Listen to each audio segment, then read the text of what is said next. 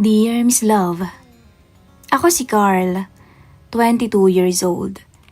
Graduating sa kursong Education sa isang public university dito sa Iloilo. Lumaki akong mahirap. Ang tatay ko ay tricycle driver at ang nanay ko naman ay labandera. Madalas kulang ng pang-tuition, kaya kung ano-anong racket ang pinapasok ko. Tagalinis, tagahatid ng mga order, kahit construction helper minsan. Pero nitong mga huling semester, halos hindi ko na alam kung paano tatapusin ang requirements. Wala na akong pambayad sa mga printing at research fee. Kaya isang araw, nilakasan ko ang loob kong lumapit sa advisor namin. Si Ma'am Juanita, 44 years old na, guro sa major subject ko. Tahimik siyang babae, respetado sa lugar namin. Balo na siya, matagal ng panahon. Sabi ng mga kaklase ko, may kaya daw to at may bahay sa may dulo ng barangay. Malaking bahay. Ma'am, pasensya na po kung istorbo. Sabi ko noon, nung lumapit ako sa kanya, kinakabahan ako. Bakit Carl, may problema ba sa project mo? Tanong niya, habang binabasa pa ang mga papel sa mesa. Hindi po ma'am, kaso po baka may alam kayong sideline, kahit anong trabaho. Pandagdag ko lang sa mga gastos ko po ngayon, sabi ko. Tiningnan niya ako at natahimik siya ng ilang segundo. Sideline? Wala naman akong kilala pero saglit pa siyang nag-isip. Kung gusto mo, kailangan kong may maglinis sa bakuran ko tuwing weekend. Hindi ko na rin kasi maasikaso. Agad akong ngumiti. Kaya ko po yan, ma'am. Kahit ano pong ipalinis ninyo. Ngumiti na rin siya. Pero may halong pag-aalinlangan. Sigurado ka, medyo malawak ang bakuran ko. Kayang-kaya po, ma'am. Basta kumikita ayos lang. Napailing siya. Tsaka marahang tumango. Okay, sige. Sa Sabado, maaga ka ha? Dumating yung araw ng Sabado. 6:00 pa lang ng umaga, nandun na ako. Malaki niya yung bahay niya. Bungalow na may malawak na bakuran. Punong-puno pa nga ng halaman. May bakod na puti at may gate na kalawangin na. Bago pa ako makakatok, bumukas na ang pinto. Lumabas si Ma'am Juanita. Nakaduster lang. At may tabing sa balikat. Maganda pa rin siya, kahit halata ng edad. Mainihin kong kumilos at maputi. Ang aga-aga mo naman, sabi niya, habang hawak ang tasa ng kape. Sayang po yung oras, sagot ko sabay ngiti. Inabot niya sa akin ang walis at hose. Pakilinisan lang yung likod ng bahay ha. Yung mato yung dahon, ilagay mo sa sako, tapos pakidiligan na rin yung mga tanim. Habang nagtatrabaho ako, napapatingin siya mula sa beranda. Ramdam ko ang mga mata niyang nakasunod kahit tahimik. Kapag nagtatagpo ang tingin namin, ngingiti lamang siya tapos iiwas. Pagkatapos kong maglinis, pinapasok niya muna ako. Halika na muna, kumain ka muna. May sinangag pa. Hindi ako nakatanggi. Sa loob, naamoy ko ang pabango. Mabangong halimuyak na parang pinaghalong pabango niya at sabon. Habang kumakain ako, nakaupo siya sa may tapat at nagkakape. Masipag ka, Carl, sabi niya bigla. Marami pang dapat gawin sa bakuran. Kung gusto mo, gawin na nating regular na pumunta ka dito. Salamat po, ma'am. Malaking tulong po yun. Ngumiti siya, pero tumagal ang tingin niya sa akin. Siya nga pala, Carl. May girlfriend ka na ba? Natawa ko. Wala ho, ma'am. Wala nga pong pambili ng load girlfriend pa. Natawa rin siya. Pero may kakaibang titig sa mga mata niya. Hindi ko alam kung imahinasyon ko lang, pero may lambing sa paraan ng pagkakasabi niya ng, sayang naman, guwapo ka. Lumipas ang mga linggo, naging routine ko na ang pumunta sa bahay ni Ma'am Juanita. Madalas, pagkatapos kong maglinis, pinapapasok niya ako para magmerienda. Doon kami nagkakaroon ng time para magkwentuhan. Tungkol na sa buhay, sa pangarap, sa kung paano siya nabuhay mag-isa matapos pumanaw ng asawa niya. Hindi madaling mag-isa, Carl. Sabi niya minsan habang pinupunasan ng lamesa. Lalo na kapag sanay kang may kasama sa bahay. Siguro po, kaya minsan gusto ko pong magtrabaho agad para pag nakagraduate na, matulungan ko sila nanay. Sabi ko. Tahimik lamang siya sandali. Tapos tiningnan ako. Napakabait mong anak, Carl. Kung may anak lamang ako, gusto kong maging katulad mo. Hindi ko alam kung anong mararamdaman ko. Pero mula noon, naging mas malambing siya. Madalas akong paghandaan ng pagkain. Minsan binibigyan ng gamit pang school. Hanggang isang hapon, habang umuulan, bigla siyang nagsabi, Carl, gusto mo munang magtagal muna dito? Wala naman akong kasama. Wala akong makausap dito sa bahay. Tumango ako. Umupo kami sa may sala. Tanging maririnig lang ang ulan sa bubong. Hanggang maramdaman ko na marahan niyang hinawakan ng kamay ko. Carl, mahinahon niyang sabi, salamat ha. Kahit papaano ngayon nalilibang na ako. Parang ngayon na nga lang ulit ako may nakasama dito sa bahay. Nakakamiss din palang may kakwentuhan. Hindi ako agad nakasagot. Pero sa loob ko, may kung anong init na biglang umakyat. Hindi lang hiya, kundi isang damdaming hindi ko dapat maramdaman para sa isang guro. At doon nagsimula ang isang bagay na hindi ko akakalaing hantong sa isang bawal, pero totoo ring pagmamahalan. Simula nung mag-sideline ako tuwing Sabado sa bahay ni Ma'am Juanita, naging mas magaan ang buhay ko. Nakakabayad na ako ng ilang school fees, nakakatulong din ako sa nanay ko, at higit pa roon, mas nakilala ko siya hindi lang bilang guro, kundi bilang isang tao. Pero sa bawat linggong lumilipas, napapansin kong nag-iiba ang paraan ng tingin niya sa akin. At kahit pilitin kong iwasan, may kung anong hatak sa loob ko na lalong nagpapalapit sa kanya. Lunes ng umaga, maaga akong pumasok. Pagpasok ko sa classroom, naroon na si Ma'am Juanita. Nag-aayos ng laptop sa mesa. Nakasuot ng panglunes na uniforme ng mga guro. Good morning ho, ma'am. Bati ko sabay ngiti. Tumingin siya tapos ngumiti rin. Good morning, Carl. Kumusta ang weekend mo? Medyo nahiya pa ako pero sumagot ako. Ayos naman ho, ma'am. Nalinis ko na po lahat ng mga halaman niyo sa likod niyo. Ang sipag mo talaga. Sabi niya, may bahid pa ng lambing sa boses. Kung lahat ng estudyante katulad mo, siguro mas madaling maging guro. Narinig iyon ng ilang kaklase ko, kaya nagtawanan sila. Uy, favorite na ni ma'am si Carla, biro ni Allen na isa kong kaklase. Ngumiti lang ako. Focus sa lesson class, sabi niya na kunwaring seryoso. Habang nagtuturo siya sa harap, napapatingin ako paminsan-minsan. Kapag nagtatagpo ang mga mata namin, bigla siyang iiwas. Pero mapapansin mong bahagyang namumula ang pisngi niya. At sa mga sandaling yun, hindi ko alam kung estudyante pa ba ako o may ibang turing na siya sa akin. Makalipas ang klase, nagpa-remind siya. Carl, kung libre ka mamaya, pakitulungan mo naman akong ayusin yung mga gamit sa faculty. Maraming papel doon na dapat ilipat eh. Opo, ma'am. Pagkatapos ng klase, pinuntahan ko siya. Halos kami na lamang ang tao sa faculty. Pakikuha yung mga box sa ilalim ng mesa ha? Sabi pa niya. Yumuko ako para abutin yon. At habang nakayuko ako, hindi ko maiwasang maramdaman ang presensya niya sa likod. Pag-angat ko ng ulo ko, halos magkadikit na ang mukha naming dalawa. Nagulat ako, pati na rin siya.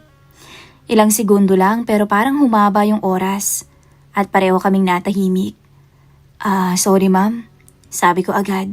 Umiwas ako ng tingin. Ngumiti lamang siya. Wala yun, salamat Carl ha.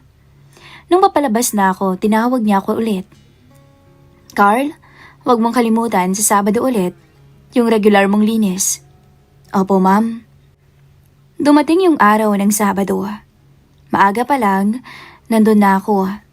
Nakita ko si Ma'am Juanita sa beranda. Naka-duster at may tuwalyang nakapatong sa balikat. Nakaayos na ang mesa. May mga kape at pandesal. Ang aga mo ulit sabi niya. Sanay ho ma'am, sayang po kasi yung oras. Halika na muna at magkape ka bago ka magsimula. Anyaya niya, mamaya mo na linisin. Umupo ako sa tapat niya. Tahimik muna kaming dalawa. Alam mo ba, matagal na akong walang kasabay mag-almusal dito. Simula nung mawala si Ricardo, puro katahimikan na lang. Tumango ako. Hindi ko alam kung anong sasabihin. Pasensya na po ma'am.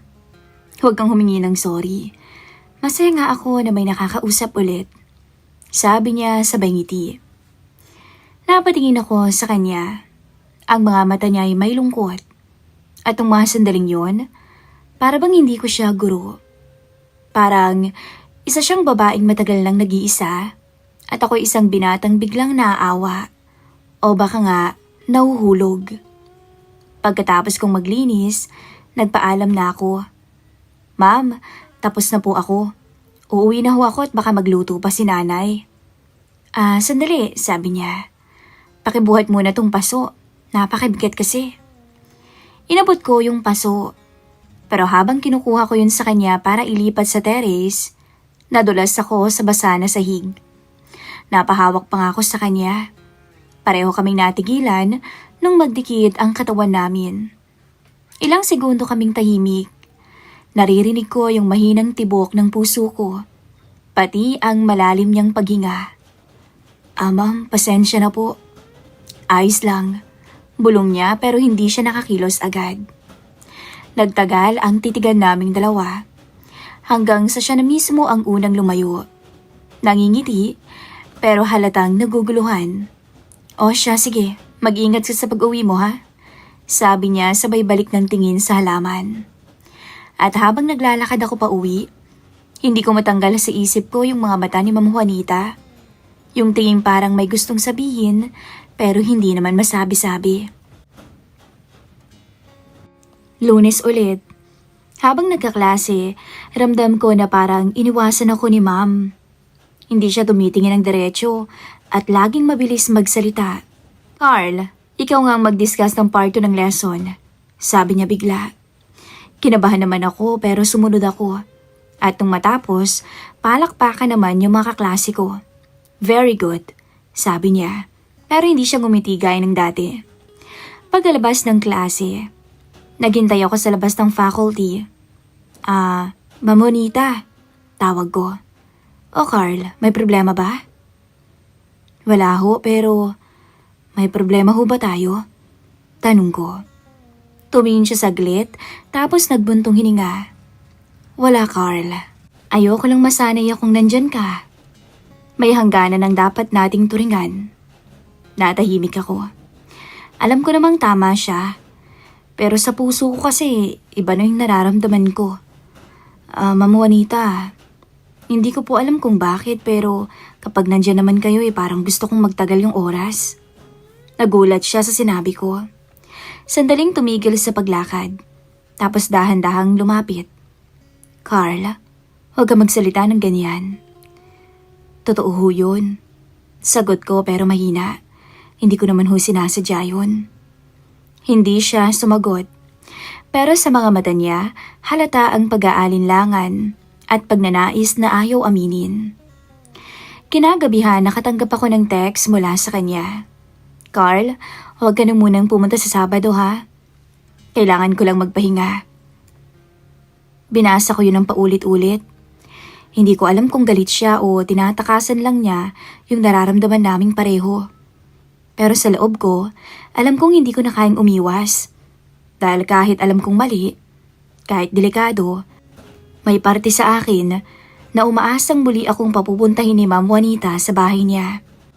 At kapag nangyari yun, alam kong may mababago na talaga sa aming dalawa.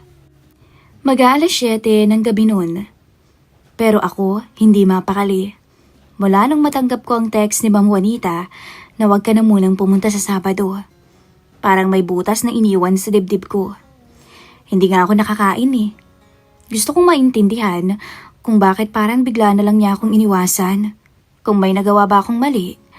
O baka may nararamdaman din siya at tinatakasan niya lamang yun. Kaya kahit maulan nung gabing yun, kinuha ko yung payong at naglakad papunta sa bahay ni Ma'am Juanita. Pagkarating ko roon, patay ng ilaw sa labas, pero may bahagyang liwanag pa mula sa loob. Kumakabog yung dibdib ko. Kumatok ako nung marahan. Ma'am, ako po ito, si Carl. Walang sumagot, pero ilang sandali pa bumukas ang pinto. Si Ma'am Juanita, nakarobe lang, halatang kakagising. Carl, anong ginagawa mo dito? Di ba't sabi ko huwag ka na munang pumunta? Napalunok ako. Pasensya na ho, ma'am. Gusto ko lang mag-sorry kung may nagawa akong mali. Tinignan niya ako ng matagal. Tapos dahan-dahang bumuntong hininga. Pumasok ka na nga, basa ka na. Pumasok ako na medyo nanginginig pa dahil sa lamig. Pinunasan niya ng tuwalya ang balikat ko. Ang kulit mo rin minsan no? Hindi mo naman kailangan humingi ng tawad. Bakit ho ba parang iniiwasan niyo ako? Tanong ko na halos pabulong. Tumigil siya sa pagpupunas. Kasi Carla, sana maintindihan mo ko. Ayokong dumating sa puntong hindi na lang estudyante ang tingin ko sa'yo. Ma'am, tawag ko ng mahina sa kanya. Hindi ko po alam kung anong dapat kong maramdaman. Pero alam niyo ho ba, kapag kasama ko kayo, para bang may kung anong kumukumpleto sa pakiramdam ko. Dahan-dahan siyang lumingon. Carl, huwag. Alam kong mali ang relasyon ng guro at estudyante. Pero hindi ko naman ho pinili ito. Nagtagpo ang mga mata namin. Hindi ko alam kung sino ang unang lumapit. Pero naramdaman ko na lang ang kamay niyang marang humawak sa pisngi ko.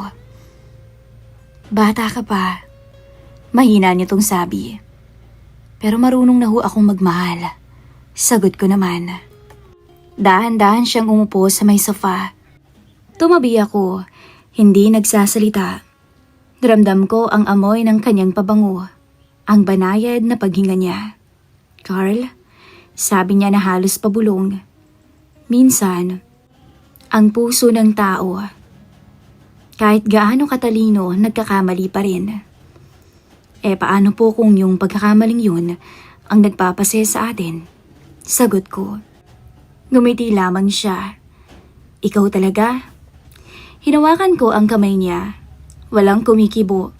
Ilang segundo lang, pero sapat para maramdaman kong pareho naming pinipigilan ang aming damdamin. Hanggang sa siya na mismo ang unang kumapit. Marahan lang at parang takot, pero punong-puno ng pagnanais. Hindi ko na alam kung paano nangyari. Basta't bigla siyang sumandal sa akin at ako naman ay niyakap siya pabalik. Wala kaming sinabi. Tanging yakap at init lang ng katawan ang nag-usap sa gabing yon. Sa bawat galaw, ramdam ko ang kanyang pag-aalinlangan. Pero higit doon, ang lungkot na matagal na niyang tinatago. Carl, mahina niyang sabi habang nakapikit. Hindi ko alam kung anong gagawin natin. Hindi po kailangang intindihin ngayon, Ma'am Juanita. Bulong ko. Ang alam ko lang, gusto ko kayo. Tahimik siyang napahinga. Tapos dahan-dahan akong niyakap ng mas mahigpit. Ang ulan sa labas ay tila musika nung gabing yon. Walang halay, walang pagmamadali. Tanging dalawang kaluluwang parehong uhaw sa yakap at pag-unawa. Makalipas ang ilang oras, tahimik kaming nakaupo sa sofa. Siya ay nakasandal sa balikat ko, ako naman ay tahimik lamang. Ayokong sirain yung katahimikan. Carl, bulong niya. Kung babalik tayo sa eskwelahan, gusto kong magpanggap na parang walang nangyari. Kung yun ho yung gusto niyo. Hindi dahil ayokong maalala to ha, sabi pa niya. Kundi dahil ayokong mawalan ka ng pangarap. Ayokong masira ka dahil sa akin. Tiningnan ko siya. Ma'am, hindi ko po kaya magsinungaling sa sarili ko. Hindi ko po ito tinitingnan bilang kasalanan. Para sa akin, ito yung unang pagkakataon na naramdaman kong totoo ako. Ngumiti siya, Pero bakas ang bigat sa dibdib. Ang bata mo pa talaga. Pero salamat, Carl. Matagal ko nang hindi naririnig yan. Niyakap ko siya ng mahigpit. Hindi ko po kayo iiwan. Pagmulat ko kinaumagahan, liwanag na ng umaga ang tumama sa mukha ko. Nasa kama na kami, nakatulog na magkatabi, mahigpit na magkayakap. Dahan-dahan kong inalis ang kamay niya at tumayo. Nilapitan ko siya at bumulong. Salamat ho, ma'am. Dahil pinasaya niyo ako.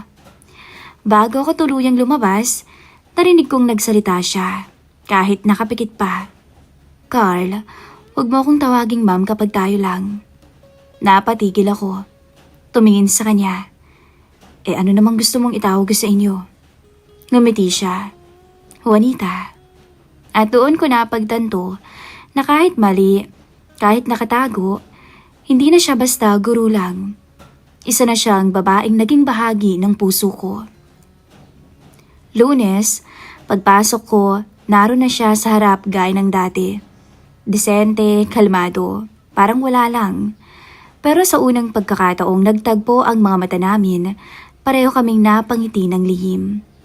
Simula nung gabing yun, hindi na muling nawala sa isip ko si Ma'am Juanita o si Juanita, gaya ng gusto niyang itawag ko kapag kaming dalawa lang. Hindi na ako tumigil sa pagpunta sa bahay niya tuwing linggo. Wala na ring alanganing tanungan. Wala nang ma'am.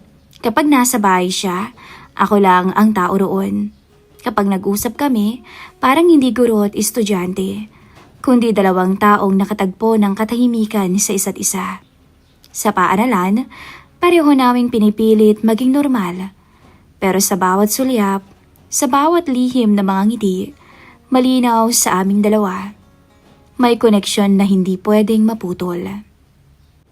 Pagkatapos ng klase, minsan tinawag niya ako sa faculty room. Kunwari nagpapatulong sa records. Pero sa totoo lang, gusto lamang niya akong kumustahin. Carl, bulong niya minsan habang inaabot ang folder. Huwag mo ang kalimutan magpahinga. Puyat na puyat ka na naman, no? Ngumiti ako. Ikaw rin naman, Juanita. Lagi kang late matulog. Napatingin siya. Halatang nasanay pa rin tinatawag kong ma'am. Pero nung marinig ang pangalan niya mula sa bibig ko, may kakaibang lambing sa mga mata niya. May spark. Lumipas ang mga buwan, habang papalapit ang graduation, mas naging madalas akong magpunta sa kanya. Hindi na bilang tagalinis, kundi bilang taong nagmamahal sa kanya. Madalas nagluluto siya ng paborito kong adobong baboy. Doon kami kakain sa beranda. Carl, sabi niya minsan, kapag nakapagtapos ka na, magtuturo ka rin ba kagaya ko? Opo, sagot ko. Pero hindi kita makakalimutan kahit saan ako mapunta. Napangiti siya. Huwag mo akong tularan ng buo, ha? May mga mali rin akong desisyon. Pero yung puso niyo, yun po yung gusto kong tularan. Tahimik siyang napangiti. Tapos marahan akong hinawakan sa kamay. Simpleng kilos pero puno ng pangako. Dumating yung araw ng pagtatapos, nakatoga ako, bitbit ang maliit na bouquet na binili ni nanay. Nakaupo ako sa gitna ng mga kaklase ko, pero ang mga mata ko, hinahanap lamang ang isang tao, si Ma'am Juanita. At nang tawagin ang pangalan ko sa entablado, nakita ko siya sa gilid ng stage. Tumango siya. May ngiting malapad. Pagkatapos ng seremonya, lumapit siya sa akin sa labas, malapit sa parking area. Walang estudyante sa paligid nun. Congratulations, Carl, sabi niya, sabay abot ng maliit na papel. Salamat po, sabi ko. Ano po to? Address ng kapatid ko sa Iloilo. Kung sakaling gusto mong mag-apply sa school nila. Tiningnan ko siya. At doon ko lang naramdaman ang bigat ng huling araw bilang estudyante niya. Ma'am, Juanita, sabi ko, wala na akong dahilan para umiwas sa'yo. Hindi mo na ako estudyante. Ngumiti siya. May halong kaba. Totoo pero, sigurado ka ba sa gusto mong patunayan? Tumingin ako ng diretso sa mga mata niya. Oo, dahil kahit hindi na kita guro, Kayo pa rin ang dahilan kung bakit ako nagtagumpay. Gabi rin ang araw na yon nung tinext ko siya. Pwede ba akong dumaan saglit? Gusto ko lang magpasalamat. Ilang minuto, sumagot siya. Sige, Carl. Pagdating ko, nakabukas ang ilaw sa beranda. Nakatayo siya at nakaputi at nakalugay ang buhok. Hindi tulad ng karaniwan niyang pormang guro. Hindi pa ho kayo natutulog? Tanong ko. Hindi pa. Hinintay kita. Sagot niya. Tahimik akong lumapit. Juanita, sabi ko. Salamat po sa lahat sa tulong, sa tiwala, sa pagmamahal. Ngumiti siya, pero may bakas ng lungkot. Carl, maging matagumpay ka sa buhay mo ha? Hindi ko na hinayaang matapos ang mga salita niya. Daan-daan kong hinawakan ang pisngi niya. At bago pa siya makaiwas, hinalikan ko siya. Marahan at maingat, punong-puno ng paggalang. Hindi siya agad gumalaw, pero ilang segundo lang, naramdaman kong bumalik ang halik niya. Dahan-dahan, parang matagal niyang pinigilan at ngayon pinakawalan na. Ang yakap namin ay totoo. Mainit, pero may pag-asa. Sa pagitan ng aming katahimikan, naroon ang pag-amin na kahit bawal noon, ngayon ay wala na kaming tinatago. Carl, bulong niya habang nakasandala sa dibdib ko. Mahal kita. Pero sana handa ka sa mga mata ng tao. Handa po ako, basta't kayo ang kasama ko. Kinabukasan, maaga pa lang, naghatid ako ng almusal sa bahay niya. Tumawa siya nung makita ako sa gate. Hindi ka talaga marunong mapagod ha? Hindi po ako mapapagod. Hanggat nandito kayo. Biro ko sabay abot ng paper bag. Mula noon, hindi na kami nagtatago. Hindi sa lahat ng tao pero sa aming mundo, sapat na ang katotohanan. Bawat linggo, pumupunta pa rin ako sa kanya kahit may trabaho na ako bilang part-time tutor sa bayan. Kapag gabi, sabay kaming kumakain, nagkukwentuhan tungkol sa mga estudyante niya. At minsan, pinapangarap naming sabay magturo balang araw. At kapag tahimik ng paligid, minsan ay nagbabalik ang mga gabing tulad nung una. Punong-puno ng yakap, halik, at pangakong hindi na kailanman mabubura. Isang gabi, habang magkatabi kami sa sofa, marahan niyang hinawakan ang kamay ko. Carl, kung sakaling balang araw, magbago ang landas nating dalawa. Tandaan mo, hinding-hindi kita makakalimutan. Ngumiti ako. Maraming salamat po. Kayo ang dahilan kung bakit ko piniling magturo. Kasi gusto kong maging guro tulad nyo. Marunong magmahal kahit mahirap. Natawa siya sabay yakap sa akin. Sana Carl, sa mga susunod mong estudyante, matutunan mong ang puso, dapat marunong ring maghintay sa tamang oras. Hinalikan ko siyang muli. Dahan-dahan at punong-puno ng pag-ibig at respeto. Walang ibang salita, walang pangako na walang hanggan. Pero sapat na ang ngayon, ang gabing iyon at ang katiyakang pareho naming piniling magpatuloy. Lumipas ang mga taon, ako na ngayon si Teacher Carl Mendoza, guro sa isang public high school sa Iloilo. Sa tuwing nakikita ko ang klasikong puno ng mga batang nangangarap, hindi ko maiwasang maalala kung saan nagsimula lahat. Sa isang bakurang nililinis ko lamang at sa isang babaeng tinuruan akong maniwala na may puwangang pag-ibig kahit sa mga puso na pagod na. Si Ma'am Juanita o si Juanita sa akin ay ngayon nasa huling taon ng serbisyo niya. Madalas pa rin kaming magkita pero mas maingat na. Hindi na tulad noon na halos bawat linggo ay magkasama kami. Ngayon, tahimik lang kaming dalawa. Ang dami mo ng estudyante, Carla. Sabi niya minsan habang pinapanood akong maghanda ng kape. Mga pasaway din, kagaya ko noon. Sagot ko sa kanya sabay ngiti. Ngumiti siya, pero may lungkot ang mga mata. Hindi ka naman pasaway noon. Kung hindi ho dahil sa inyo, baka hindi ko natutunan yung puso ng pagtuturo. Sabi ko. Hindi, Carl. Sagot niya. Ikaw yung nagturo sa akin kung paano ulit magmahal. Tumahimik kaming dalawa. Sa pagitan ng mga salitang yun, ramdam ko pa rin ang init ng damdamin namin. Hindi na kasing apoy ng dati, pero mas totoo at mas payapa na. Isang gabi habang nag-aayos ako ng mga test papers sa bahay, may kumatok sa pinto. Isang batang babae. "Sir, sabi po ni Ma'am Juanita, sa inyo raw po ito." Nawala ang kulay sa mukha ko. "Ha? Bakit nasaan ba siya?" Tanong ko. Umalis ho kanina eh. Pupunta raw ho sa kapatid niya sa Capiz. Baka matagalan daw po bago siya bumalik. Yun ho yung sinabi niya sa akin.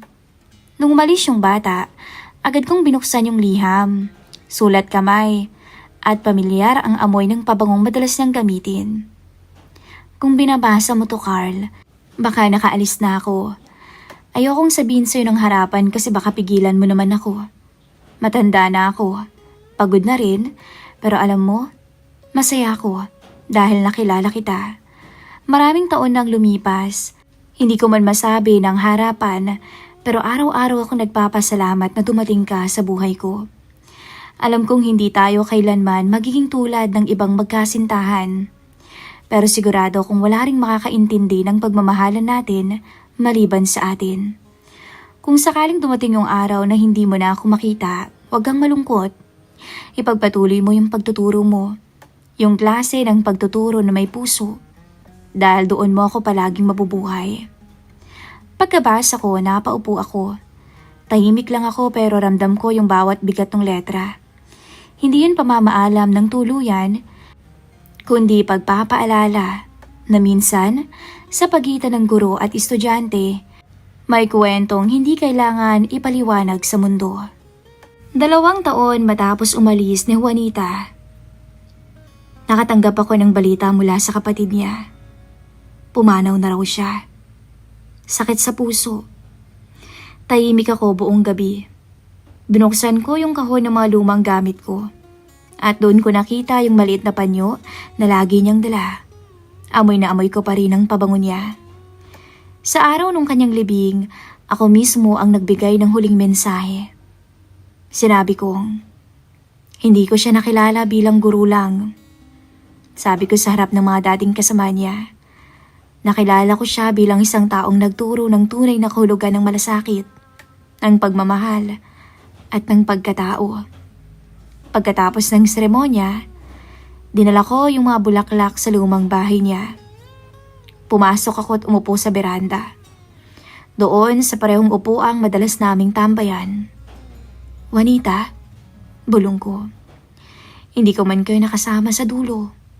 Pero lahat ng estudyanteng tinuturuan ko ngayon, dala-dala nila ang parte nyo. Dahil kayo ang dahilan kung bakit ako natutong magmahal ng may hangganan. Pero walang pagsisisi. Tuwing hapon, bago matapos yung klase, lagi kong sinasabi sa mga estudyante ko, ang guro, hindi lang nagtuturo ng leksyon. Minsan, siya rin ang dahilan kung bakit tayo natututong magmahal ng tahimik. Hanggang dito na lamang po yung kwento ko. Maraming salamat sa mga nakinig. Ako po, si Teacher Carl.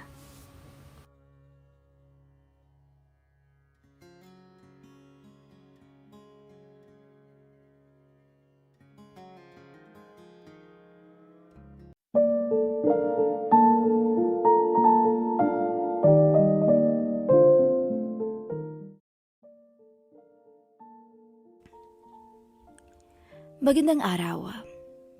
Ako nga pala si Marlon, 30 years old. Binata pa rin magpasa hanggang ngayon. 5'9" ang taas at sakto lang din ang pangangatawan. 5 taon na akong nagtatrabaho sa Makati nang makilala ko si Malu. Alam kong mali ang mahalin siya dahil meron na siyang asawa.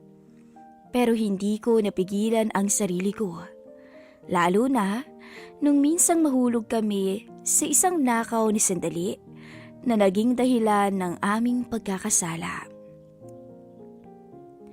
Ilang buwan pa lamang ang nakakaraan nang una kong makilala si Malu. Bago siyang empleyado sa kumpanyang aking pinagtatrabahuhan. Ipinakilala siya sa amin ng HR na bagong call center team leader. Siya ang mag-handle ng isang seksyon ng aming call center. Buhat nang siya ay magsimula, ay madalas kaming mag-usap upang sumahin ang problema sa system dahil ako naman ang manager ng support. Naging magkaibigan kaming dalawa at madalas magkasabay din sa pagkain tuwing lunch break.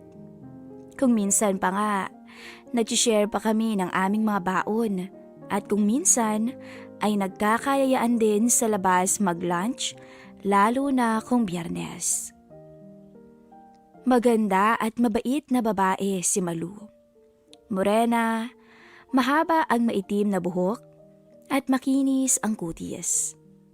Balingkinitan at maganda din ang korte ng katawan. 28 years old na siya. Matanda lang ako ng 2 taon sa kanya. Minsan nga, tinanong ko siya kung bakit wala pa siyang boyfriend. Dahil maganda naman siya at mabait pa. Pero madalas, ngiti lang yung nagiging tugon niya sa akin. Isang araw, habang nagla-lunch kami, sa kakulitan ko ay sinabi niya na sa akin na meron na siyang asawa. Pero wala silang anak ng asawa niya. 2 taon pa lang daw silang kasal nung nagpunta na to sa Canada upang doon magtrabaho. Mas malaki daw kasi ang sahod doon ng asawa niya at kinakailangan nilang mag-ipon para sa balak nilang pamilya at sa pinag-iipunan nilang dream house. Dati din daw silang magkasama sa trabaho bago ito umalis. 2 taon na nga ang nakararaan. Nung unang mga buwan daw, ay madalas pa siyang tawagan nito. Hanggang sa umabot ng taon at parang lumalamig raw ang pakikitungo ng asawa niya sa kanya. Hanggang sa, yun nga, nabalitaan na lang daw niya na may babae na ito. Nakatrabaho pa nila sa dati nilang pinagtatrabahuhan at siyang kasabay nitong nag-apply papuntang Canada. Higit siyang nasaktan sa nalaman, kaya't naisipan niyang umalis sa dating trabaho upang makalimot at makaiwas sa tsismisan ng kapwa empleyado. Minsan naman ay tinanong niya ako, bakit ikaw? Binata ka pa rin hanggang ngayon. Wala ka bang balak mag-asawa? Tanong niya. Marami kasing trabaho. Tsaka wala pang nagkakamaling babae. Natatawa namang sagot ko sa kanya. Masyado ka lang kasing kamong masipag. Sabi niya. Try mo rin kasing pagtuunan yung sarili mo. Malay mo naman, nandiyan lang sa tabi-tabi yung dawan mo. Ako naman ang hindi kumibo. Sa bagay, totoo naman talaga yung sinabi niya. Ilang taon na rin ako na walang inatupag kundi ang trabaho ko. Kaya naman siguro umasenso agad ako. Baka nga siguro, kailangan ko na ring pag-ukulan ng pansin ng sarili ko. Actually, meron talaga akong nagugustuhan sa ngayon. Pero hindi ko lang talaga alam kung paano ko sa kanya sasabihin. Sus, natorpe ka pa. Gwapo ka naman, matangkad, at macho din naman. Kaya kung ako sa'yo, sabihin ko na yung nararamdaman ko para sa kanya. Malay mo, gusto ka rin pala niya. Tsaka ano ka ba? 30 ka na, hindi ka na bumabata. Nagkatitigan kami at sabay na nagtawanan.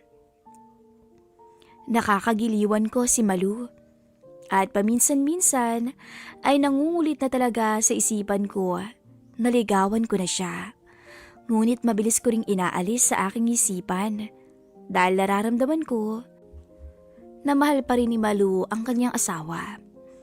At sariwa pa sa kanya ang masakit niyang nakaraan. Ayaw ko naman siyang madaliin sa ganoong bagay. At natatakot din ako na baka mabigla siya kapag ginawa ko yun. At baka lumayo pa ang loob niya sa akin.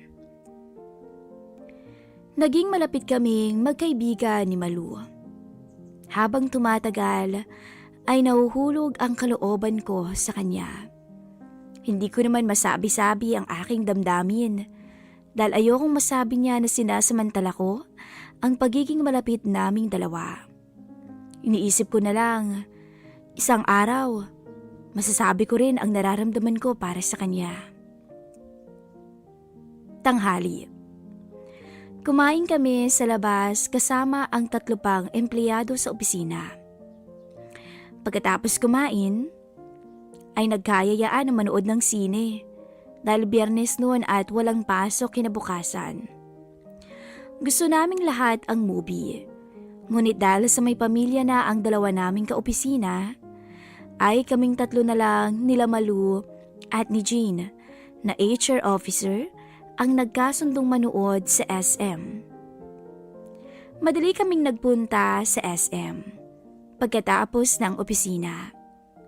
Nakisakay sila sa akin, dala ko ang may sasakyan. Nagpunta pa kami ng SM Mega Mall. Pero nang nandoon na kami, ay may tumawag sa cellphone ni Jean. Ang kapatid niya raw. Nakikiusap ito na asikasuhin niya ang pamangkin dahil kailangan daw dalhin sa doktor ang bayaw niya. Sinabi ni Jane na kami na lang ang manood at sasakay na lang siya ng taxi papunta sa bahay ng kapatid niya dahil hindi naman kalayuan yon sa SM. Nagbiruan pa nga kami na baka may makakita sa amin ng mga kaopisina at isiping nag-date kaming 2 ni Malu. Sabi naman ito ay wala namang masama dahil wala namang magagalit. Kaya't nagtawanan kaming 3. Tama lang na maliwanag pa at hindi pa nagsisimula ang movie nang pumasok kami sa sinihan ni Malu. May ilang grupo na medyo magulo sa bandang harapan, kaya naisipan naming umupo sa bandang likuran.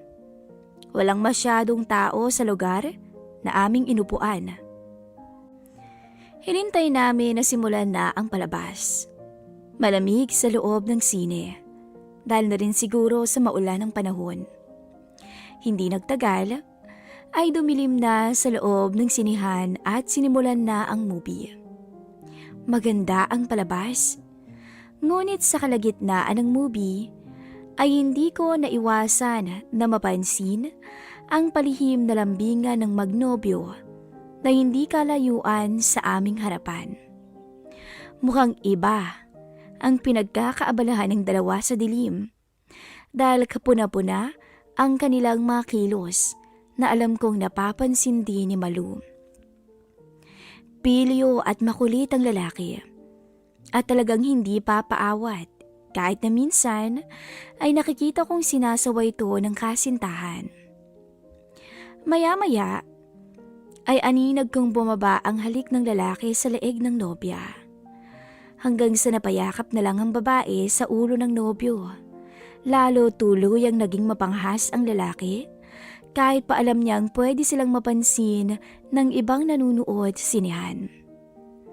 Hindi na bago ang mga ganitong kaganapan sa loob ng sine, lalo na sa mga magkasintahang sabik sa isa't isa. Na kahit pa umabot na sila sa limitasyon, ay hindi nila alintana para sa sariling pangangailangan. Napatingin ako kay Malu at napansin ko na napapatingin din siya sa magnobyo. Kapansin-pansin ang mabilis at malalalim niyang paghinga. Sa hindi ko maipaliwanag na dahilan, ay idinikit ko ang aking braso sa braso niya. Pakiramdam ko ay naiilang siya sa natunghayan, lalo pat kasama niya ako. Hindi kumibo si Malu na patuloy pa rin ang panunood sa movie. Pero paminsan-minsan ay nahuhuli ko talaga siyang napapadako ang tingin sa magnobyo. Muli akong napatingin sa magkasintahan at maya-maya ay napatingin ulit ako kay Malu na napatingin din sa akin. Hindi siya tumutol nang hawakan ko ang kanyang kamay habang ang magnobyo sa aming harapan ay pigilang boses na nagtatawanan na habang inaayos na ang kanilang mga suot at sarili. Hindi nagtagal ay tumayo na ang mga to at umalis. Naiwan kami ni Malu na walang kibuan na parang naghihintay kung ano ang susunod na mangyayari. Nang makaalis na ang magkasintahan, lakas loob kong inilapat ang aking kamay sa kanyang balikat at bagyang kinabig upang maglapit kaming dalawa. Muli kaming nagkatinginan at sa isang iglap ay nawala ako sa sarili at inilapit ko ang mukha ko sa mukha niya. Hindi siya tumanggi nang bigyan ko siya ng malambing na halik. Binigyan niya ako ng laya sa aking nais hanggang sa tuluyang naging mapangas kami sa isa't isa. Maigpit siyang napayakap sa akin nang tuluyang mapaplos ako sa kanyang katawan. Kasabay nang di maawat na halik na siyang tinugunan naman niya ng buong puso at walang pagtutol. Hindi ko rin mawari ang aking damdamin ng mga oras na yun. Gusto kong alamin kung hanggang saan ang magiging pagtugon ni Malu sa akin. Pero nagulat na lamang ako nung magtayuan na ang mga nanunood. Wala kaming nagawa ni Malu kundi ang tumayo na rin. Inayos namin ang aming mga sarili at umalis sa loob ng sinehan. Medyo nagkahiyaan pa kami paglabas namin. Pero alam kong naghihintay lang din siya ng aking sasabihin at magiging susunod na hakbang. Gusto mo bang kumain muna? Tanong ko sa kanya. Sige. Nagutom nga yata ako bigla eh. Sa isang fast food chain na lamang kami kumain ni Malu.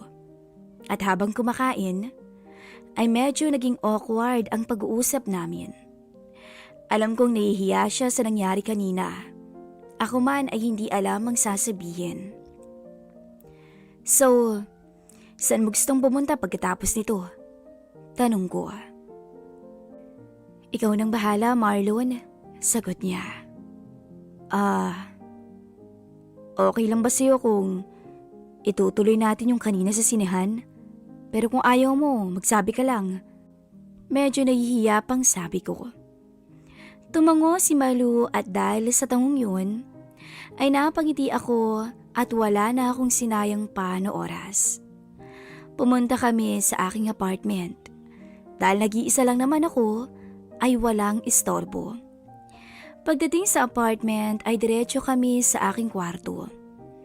Tahimik na nakaupo si Malu sa tabi ng kama habang binubuksan ko ang aircon. Umupo ako sa tabi niya. Agad ko siyang sinuyo sa labi na para bang misis ko siya. Ginantihan naman niya ako na parang ako ang asawa niya ng mga oras na yun. Agad kong kinalas ang suot niya hanggang sa unti-unting balaglag sa sahig ang mga iyon. At nagkusa ang aming mga sarili na humiga sa kama at nagyakapan. Nagdikit ang aming mga labi at walang imikan. Tanging mga kilos namin ang tila nagdikta sa aming mga gustong mangyari. Hanggang sa tuluyang magparay si Malu at tuluyang binukas ang binti para sa akin. Agad iniyakap niya yon sa aking bewang na para bang ayaw na akong pakawalan sa pagkakataong yun. Sa puntong yun, hindi ako nagdalawang isip pa na bigyang laya ang damdamin at gigil ko para sa kanya. Sa kabila ng lahat ng yun, alam ko sa aking sarili na iniibig ko si Malu. Kay gandang pagmasda ni Malu, habang nakapikit kasabay ng pag-uga ng matibay na kama. Ngayon ko lang napagmasdan si Malu ng malapitan at wala nang masasaya pa na makasama ko siya sa kama habang malayang na pagmamasdan ang natatago niyang ganda. Tuluyan na kaming nagtampisaw na dalawa at halos malunod kami sa sayang pumalot sa aming pagkatao. Hanggang sa tuluyang maibigay namin ang pangangailangan naming dalawa nang may ngiti sa isa't isa. Magkayakap kaming nagpahinga sa aking kama at hingal na makontento kaming dalawa. Wala kang dapat panagutan sa akin, sabi niya. Kagustuhan ko ang nangyari. Gusto ko rin naman ang nangyari, Malu. Matagal na akong may pagtingin sa'yo. Sabi ko. Gusto din kita. Kaya lang, takot akong muling masaktan. Sabi niya. Wala naman akong balak na saktan ka. Ikaw na rin ang nagsabi na nagkakaedad na ako, kaya kailangan ko na rin mag-asawa. At alam kong ikaw yun. Ikaw ang gusto kong makasama. At makakaasa ka na hindi ko gagawin ang ginawa ng dati mong asawa. Mananatili lang ako dito, malapit sa'yo. Masaya kong sagot. Napayakap siya sa akin. Hanggang sa muling naglapat ang aming mga labi. Kung ganoon, ako naman ang bahala sa'yo ngayon. Nakangiting sabi niya, hanggang sa muli ay nadala kami sa uhaw ng aming damdamin. Matapos yun, bumagsak ang katawan namin sa kama at nakatulog. May 1 oras din ang nakaraan nang gumising kami at napagkasunduang kumain. Sandali lang kaming nagluto at kumain. Sinabi ko sa kanya na dito na siya matulog at pumayag naman siya. Pagbalik namin sa kwarto, ay inayos namin ang kama at masaya kaming naliko. Pagkatapos ay nahiga na kami upang matulog. Ngunit bago matulog, ay di naming maawat ang aming sarili sa tamis ng aming pag-iibigan. Pinag-uusapan namin ang kinabukasan. Masaya kaming natulog dahil alam namin na ito na ang simula ng aming relasyon. Simula ng marami pang hindi malilimutan na sandali sa aming buhay. Hanggang dito na lamang po ang istorya namin ni Malu at salamat.